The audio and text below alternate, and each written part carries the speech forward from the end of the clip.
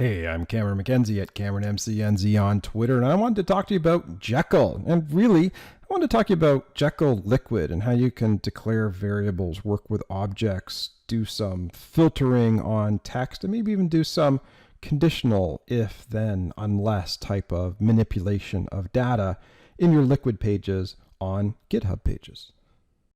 So in a previous tutorial, I created a couple of MD files to demonstrate the power of Jekyll markup. Here was one here. It was Jekyll and Bootstrap MD. It doesn't have any Jekyll or Bootstrap in it other than some markup files.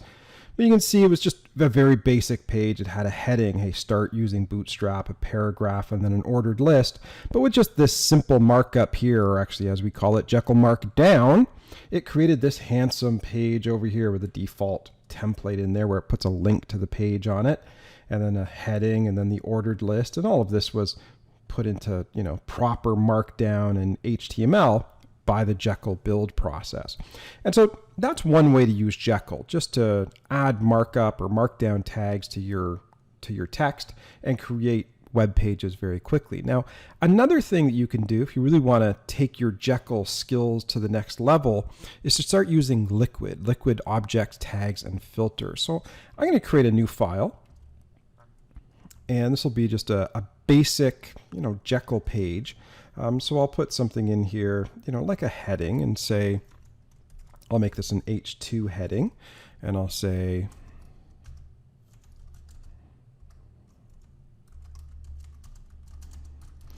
Liquid lets you do a lot. And now that's just a regular markup tag from Jekyll, but here's where the Liquid comes in. If you put 3 dashes in your code, you can start declaring variables here. So I'll declare a variable, I'll call it title. It's a very common variable that you use. You put a title on the page. And I'll call it Liquid objects, tags, and filters, because that's what Liquid's made up of. And then I'll put like an H1 tag here, and I can actually call that particular page level variable by saying, hey, there's a variable on the page called title. And you may be wondering why I'm not using a markup tag here. I'm kind of doing this because I'm leading you into creating some templates and layouts in the future. But what I've done here is I've actually taken this variable here named title that's declared on the page and output it right here inside of some head1 tags simply by saying page.title. And so this is a Liquid variable, and this is a Liquid variable being output on the page. Now I'll save this page. I'll call it liquid.md,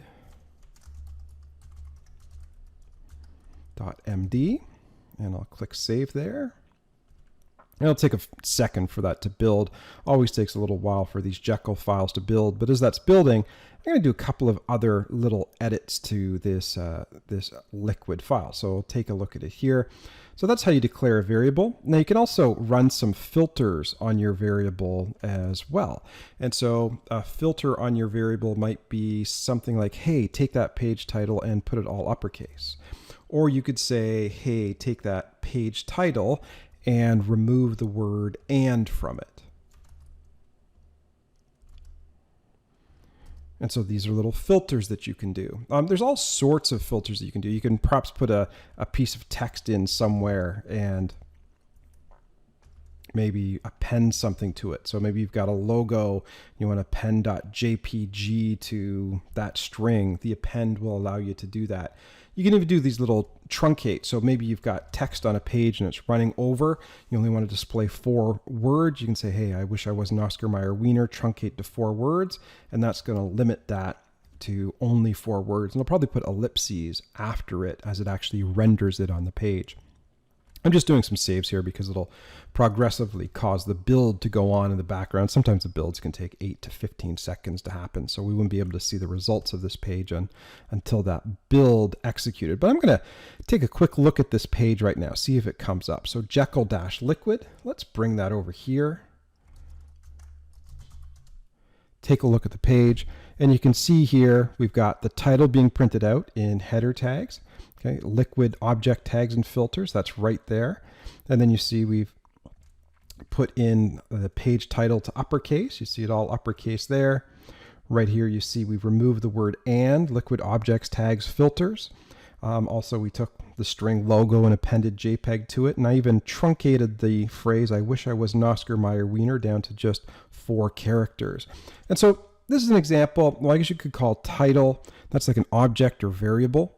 These are called filters, things that you can do to the content on your page. Could be a variable, could just be a string literal being where you just hard code the whole string right in there. And then there's also things called tags as well. And so there's tags that allow you to do unless statements or if statements or conditional statements or iterative statements. So for example, I could say unless the page title is equal to homepage, print out this is not the homepage. So that would be an unless tag. There's if tags as well. We could do another one here. We could say, unless the page title is liquid objects, tags, and filters, say liquid is so cool, something like that. I guess that might even be better if that was an if statement. So if the title is liquid object, tags, and filter, say Jekyll is so cool. And of course, that's not an if there. That would be an end if that we would put at the end of that if statement, just like at the end of the unless, we put the end unless. And so that gives you an idea of some of the things that you can do with Jekyll. You can even get really crazy. You can do variable assignments inside of your Jekyll files. Now, Jekyll is supposed to, be fairly simple and straightforward. You're not supposed to get too programmatic in here, but there you go. I've created a variable called favorite food, and I've assigned it to the variable unhealthy. And then I could say, hey, my favorite food is, and that should print out unhealthy. And then you can even do conditionals here. And so I got this from Shopify, but from the Shopify site, they gave as an example, hey, assign the variable first time visitor to true, and then say, hey, if that first time visitor is true, welcome to the site. And also notice true, it's actually not inside the single quotes like a string is, just because that's a Boolean value. It's kind of a special place inside of Jekyll and JavaScript. So I'm going to commit those changes. I'm going to take a quick look at that, make sure that there were no errors in there. I'll find out in just a second as I try and refresh this page. But that just gives you a nice idea of how Jekyll filters and objects and tags work when you want to integrate them into your page. And there we go. A few seconds later, that refresh brings up our page, and you can see, hey, the page is named liquid object tags and filters. So it says Jekyll liquid is so cool. Also, it says, hey, my favorite food is set to the variable unhealthy. My favorite food is unhealthy. And then we've also got, hey, if you're the first time visitor, welcome to the site. So there you go. I mean, there's a lot of crazy things that you can do. There's if statements, there's for loops, there are a variety of different filters, and there's a variety of different variables that are available on a tag by default as well. But starting off, that just gives you a little bit of a taste of how Liquid works, how you declare your variables at the top here. Also, make sure you got a space there between the colon and the actual word, how you can declare some variables and then use them and manipulate them later on in your GitHub pages. And there you go. That's how easy it is to use Jekyll and Liquid inside of your GitHub pages. Now, if you enjoyed that tutorial, why don't you head over to theserverside.com. I'm the editor-in-chief over there. We got lots of great tutorials on enterprise software development, Git, GitHub, HTML, you name it. Also, if you're interested in my personal antics, you can always follow me on Twitter at CameronMCNZ. And hey, subscribe on YouTube.